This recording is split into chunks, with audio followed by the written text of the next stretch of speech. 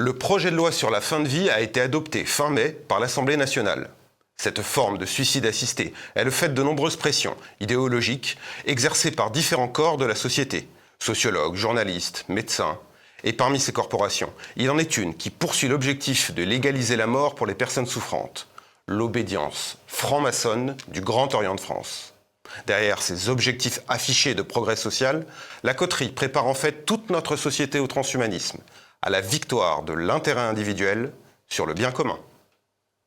Le dialogue entre la République et la franc-maçonnerie est une conversation, si je puis dire, polie par des siècles de combat.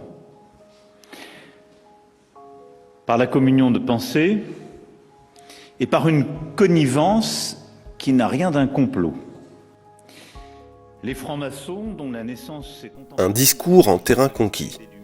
Le 5 mai dernier, Emmanuel Macron s'exprime devant les membres de la Grande Loge de France. Parmi les thèmes à l'honneur, l'euthanasie, que le chef de l'État appelle de ses vœux, et pour laquelle il souhaite voir l'implication des francs-maçons. Ce n'est guère la première fois que le président en appelle aux francs-maçons pour faire avancer le projet, son projet d'une mort assistée. Le 8 novembre 2023, Emmanuel Macron s'adressait au cadre du Grand Orient de France, la plus importante obédience maçonnique d'Europe. Là encore, un thème devançait tous les autres, celui du suicide légal. Une cause qui doit trouver, comme je l'ai promis, une traduction dans une loi de liberté et de respect. Et je vous remercie pour la contribution que vous avez produite, en lien avec le gouvernement, qui va nous permettre de faire cheminer dans les prochains mois ce texte. Voilà des années que le président poursuit son combat pour ce qu'il appelle une évolution juste de notre société, en accord avec le désir de chacun. Et, devant les francs-maçons du Grand Orient, il prêche à des convaincus. Car l'euthanasie, c'est un peu la marotte des membres de cette obédience. Depuis une cinquantaine d'années, ils tentent, par tous les moyens, de l'imposer à notre société. Leur combat sur le terrain politique commence à la fin des années 70, lorsqu'un éminent maçon, Henri Cavaillet, dépose un projet de loi à l'Assemblée. Il est bon qu'on n'occulte pas la mort. Jusqu'à maintenant, on avait tendance à l'effacer. Or, la mort nous concerne tous. Et c'est la mort qui finalise notre existence. Le projet de loi vise à légaliser l'avortement thérapeutique et l'euthanasie par des arguments que certains qualifieront d'eugénistes.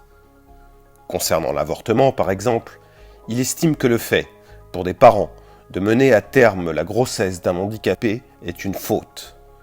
Lors du procès de l'affaire Nicolas Perruche, un enfant né gravement handicapé, il déclare « Permettre à un enfant handicapé de venir au monde est une faute parentale et peut être même le témoignage d'un égoïsme démesuré. » Sur le plan de l'aide à mourir, ses positions ne sont pas moins tranchées. Il a par exemple pris la défense de la tueuse en série Christine Malèvre, une infirmière qui a donné la mort à au moins 6 patients en fin de vie, dont certains n'étaient pas consentants. Cette victime innocente d'une société arriérée offre en effet une vitrine parfaite à l'association qu'il vient de fonder avec d'autres francs-maçons. L'ADMD, comprenez, Association pour le droit à mourir dans la dignité. Elle était plutôt sympathique à l'écran, apparue ce qu'elle est. Femme simple, entre guillemets, fermez les guillemets, petite bonne femme, ronde, sans méchanceté. C'était pas du tout le type de la tueuse. La femme en acier, cruelle, avait des yeux pervers, puissants, un nez crochu. C'était tout le contraire de ce qu'on pouvait imaginer. Et je crois qu'elle a fait plutôt une bonne impression sur le public. Et l'opinion ne lui a pas été défavorable à ce moment-là. Ce qui a d'ailleurs joué beaucoup sur le comportement de nos adhérents, nous, à l'ADMD. Il y en a qui envoient en francs, puisque à l'époque ce ne sont pas des euros, qui envoient 100 francs. D'autres qui envoient 1000 francs. D'autres qui envoient 20 francs. En tout, plus de 400 000 francs, l'équivalent de 60 000 euros, seront versés par des particuliers à l'ADMD après le procès de Christine Malèvre en 1998. Une somme assez colossale pour soutenir le combat d'une meurtrière en série. Christine Malèvre sera néanmoins reconnue coupable de 6 assassinats est condamné à 12 ans de détention. Mais le pari est réussi. L'association s'est enduite d'un vernis de respectabilité. Forte de son implantation médiatique et politique de plus en plus éminente, facilitée par des journalistes complices, la DMD parvient à se frayer un chemin dans le paysage audiovisuel, reléguant au rang de passéistes tous ceux qui s'inquiètent d'un progressif culte de la mort dans la société française. On a mis dans les éligibles, comme ils les appellent, tous ces gens qui pourraient demander l'euthanasie en 48 heures ou moins. On tombe dans cette catégorie aussi, pas seulement les handicapés, mais par exemple les patients métastatiques, ce qui est quand même complètement aberrant. Qui va décider qu'un patient, sous prétexte que la métastase n'est pas curable? Il y a des gens qui ne seront peut-être pas curables, mais il y en a plein qui le seront, et puis de toute façon, ils ont le droit de vivre même avec leur métastase. Donc, en fait, les sujets se rejoignent. J'ai senti avec d'anciens patients que, si j'ose dire, la situation en cancérologie s'aggravait largement, puisque de plus en plus, effectivement, on dit aux gens, il n'y a rien à faire, soins palliatifs, etc. Moi, c'est encore comme ça que j'ai des coups de fil de gens qui nous ont connus humainement et qui disent où est-ce que je peux aller pour qu'on me considère comme un malade et qu'on me soigne et non pas comme un rebut ou un déchet. Aujourd'hui, la structure fédère plus de 80 000 membres et dispose de passe-droit dans les plus hautes sphères de l'État. Par voie de conséquence, son emprise idéologique pèse de plus en plus lourd. En 2005, la loi Leonetti introduit la notion d'obstination déraisonnable. En clair, cela signifie que tout patient peut refuser un traitement pour sa survie, même s'il n'est pas dans les conditions pour le faire raisonnablement. L'argument du droit à mourir s'invite peu à peu dans les campagnes présidentielles, obligeant même, en 2012, les candidats François Hollande et Jean-Luc Mélenchon à prendre parti, bien entendu, en faveur de son introduction. Il y faut une réflexion matérialiste. Bien sûr, peut-être qu'un jour ou l'autre, le génie humain nous permettra de vaincre cette frontière comme nous avons vaincu toutes les autres. Ainsi, il n'est pas une frontière que la technique et la science mettent hors de portée de l'activité humaine. Mais pour autant, nous, comme nous sommes aujourd'hui, comment porter un regard matérialiste sur la mort et tâcher d'y répondre? Ce sera ma contribution pour aujourd'hui.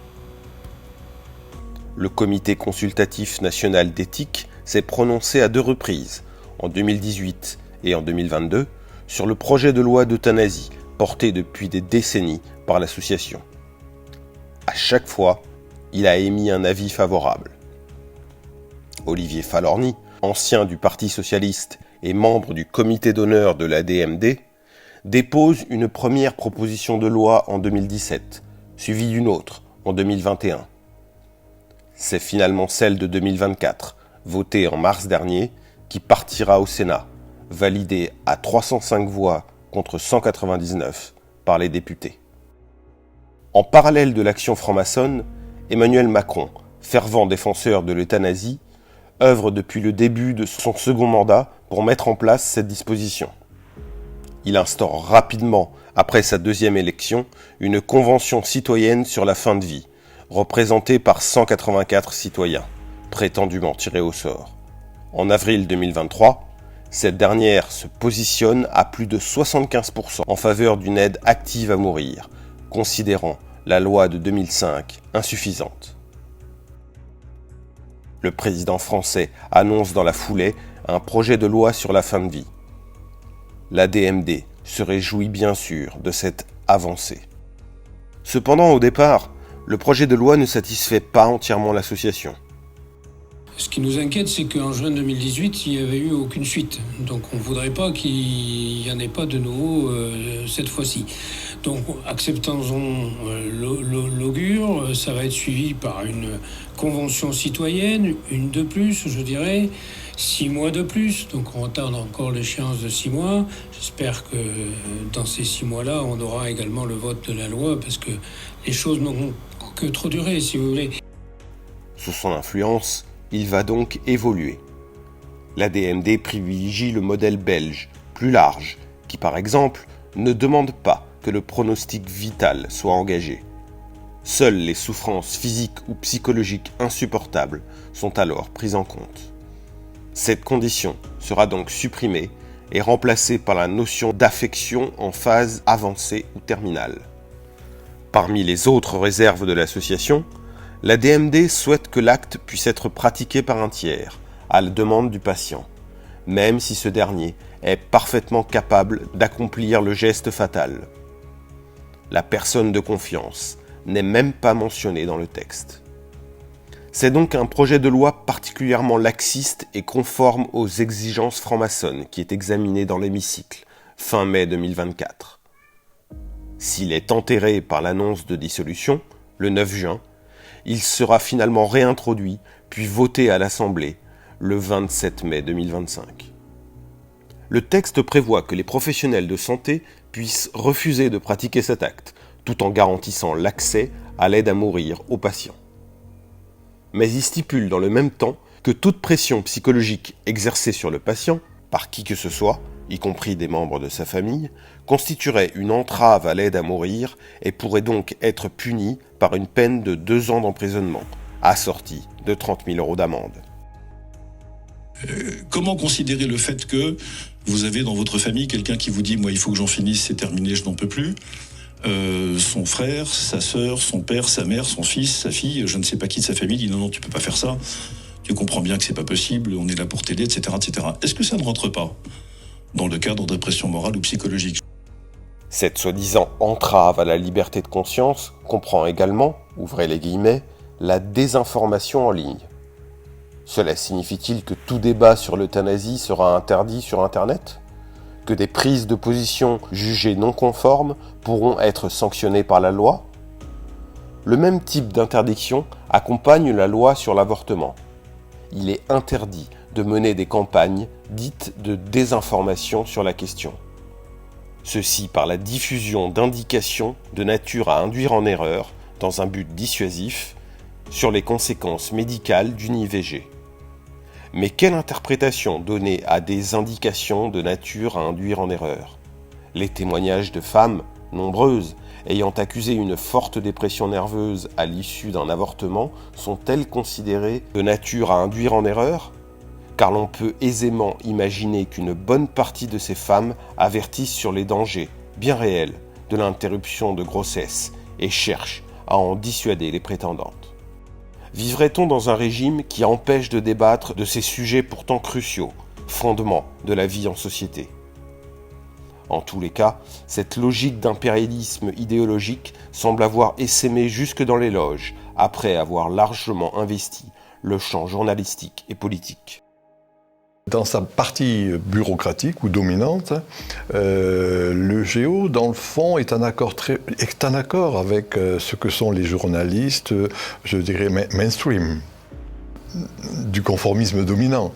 Et donc, ces journalistes ne font état que de ce qui est conforme. Vous voyez, quand je dis conforme, c'est-à-dire ce qui correspond, tant bien que mal, non pas, de mon point de vue, à l'esprit du temps, mais en tout cas à ce qu'on considère le progressisme de l'esprit du temps.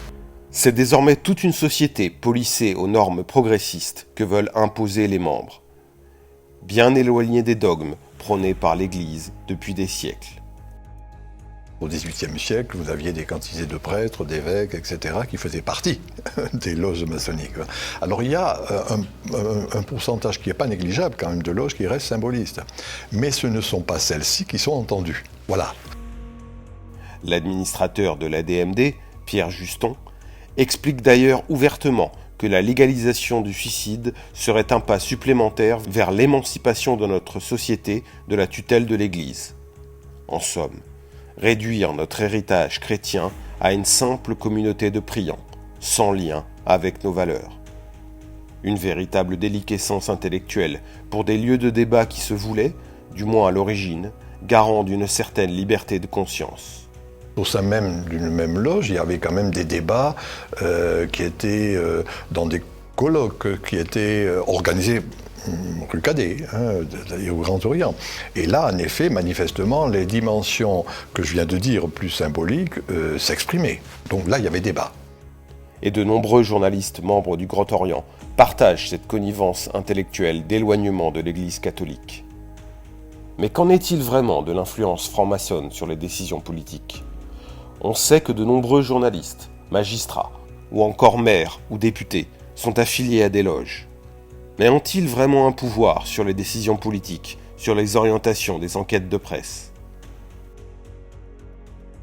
Nous voyons des personnes du monde politique, soit qu'elles soient francs-maçons elles-mêmes, soit qui viennent, nous avons rencontré par exemple des candidats aux primaires, de droite et de gauche. Et nous bavardons, nous essayons de parler de ces valeurs que nous défendons et de voir comment ces personnels politiques essaient de les incarner concrètement. Il y a quand même quelque chose qui est une espèce d'accord entre cette bureaucratie, qui ne sont plus ce n'est plus une obédience, certains disent que ce sont des clubs politiques.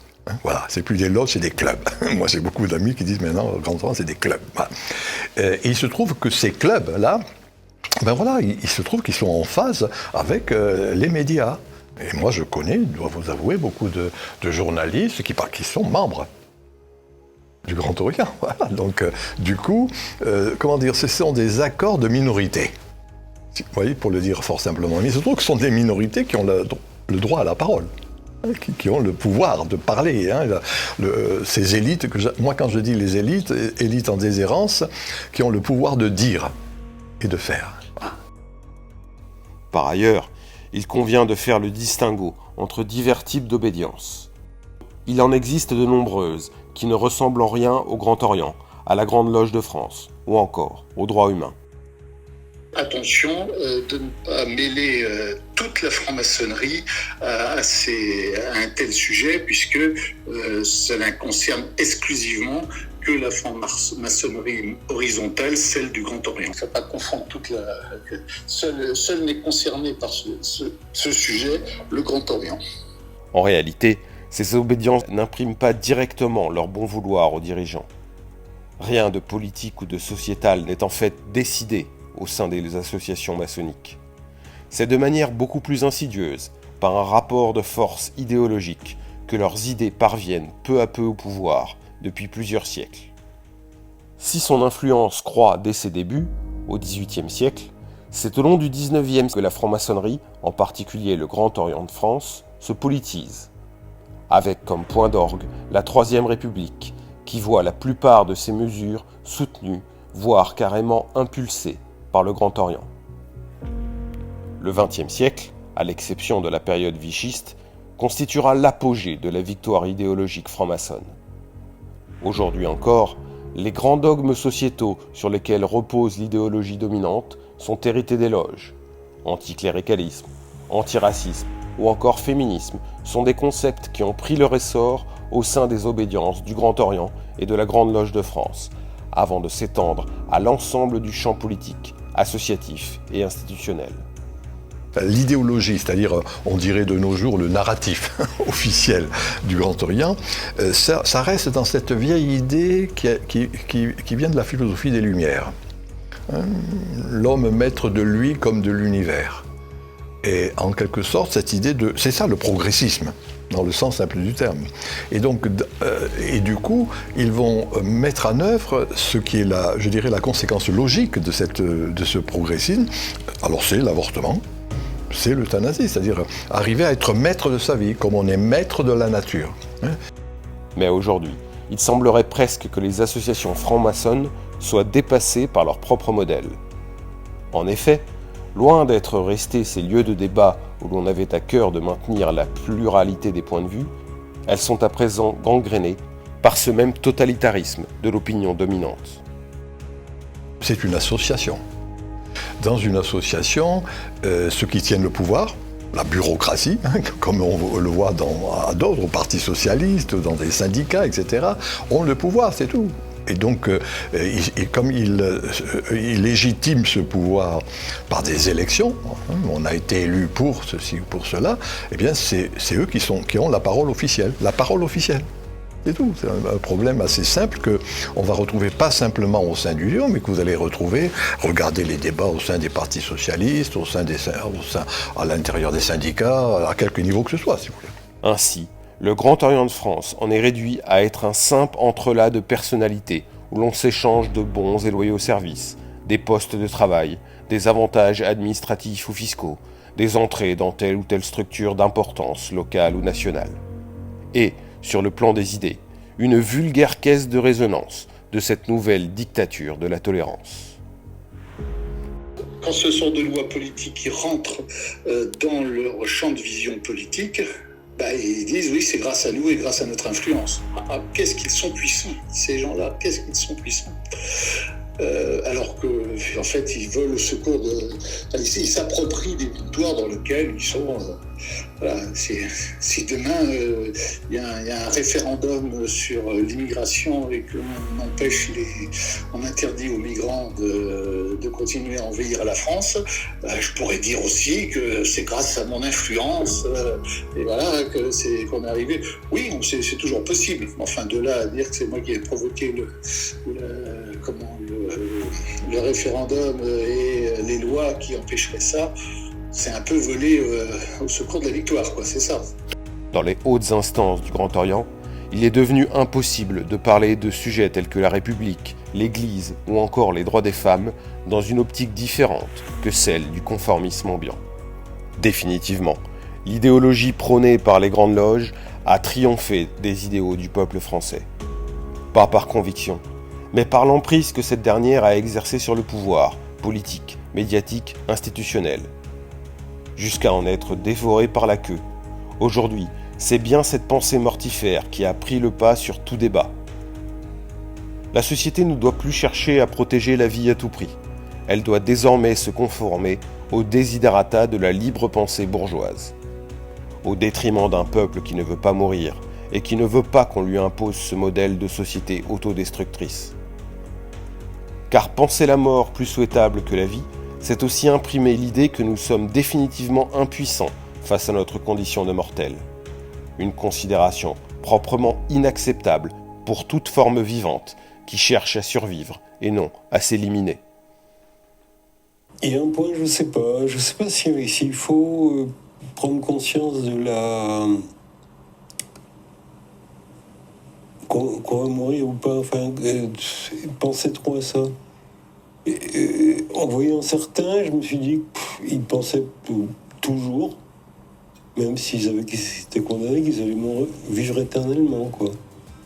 Je me demande si on n'a pas besoin de s'imaginer qu'on va être éternel pour vivre, quoi. Alors moi, je suis complètement d'accord. Ça fait 25 ans que je vois que la vie se glisse dans tous les interstices qu'on lui laisse. C'est incroyable la puissance de vivre et d'espérer, même quand les choses paraissent vraiment parfois très noires d'un regard extérieur. La capacité à espérer est tout à fait stupéfiante. La capacité de l'être humain à voir du positif, à faire des projets, même petits. Et je crois que c'est très important pour nous de respecter ça. En plus, j'ai l'impression, enfin, là, c'est ce qu'on dit, je ne sais pas si c'est reçu ou pas, que c'est meilleur pour la santé. Bien sûr. D'être optimiste, quoi. Bien sûr. L'Ordre national de médecins, le conseil, le CNOM, il s'est effectivement prononcé contre l'euthanasie. D'autres spécialités des sociétés savantes se sont aussi déclarées très opposées, très gênées à l'idée que l'aide active à mourir puisse être accompagnée par les professionnels, parce que ça serait opposés à leur serment d'Hippocrate. D'autres professionnels, par exemple certains réanimateurs, d'autres professionnels qui se sont manifestés à travers une tribune dans Nouvel Obs ou dans d'autres sites, ont manifesté au contraire leur volonté d'accompagner. C'est clair que c'est un sujet, pour les professionnels, est un sujet très douloureux, très sensible. Dans d'autres pays dans lesquels l'aide active à mourir a été introduite il y a très longtemps, il y a eu un accompagnement, une formation aussi pour les professionnels. Aujourd'hui, les professionnels en France n'ont pas été éduqués, formés pour ça. Donc on peut entendre leurs réserves. La loi sur la fin de vie arrivera devant le Sénat en octobre. Malgré le conservatisme revendiqué par certains membres du Palais du Luxembourg, on peut craindre qu'elle soit, tôt ou tard, approuvée. Il ne restera que le Conseil constitutionnel pour l'invalider, mais ce dernier sera sans doute bien trop occupé à pourfendre les lois sécuritaires ou migratoires.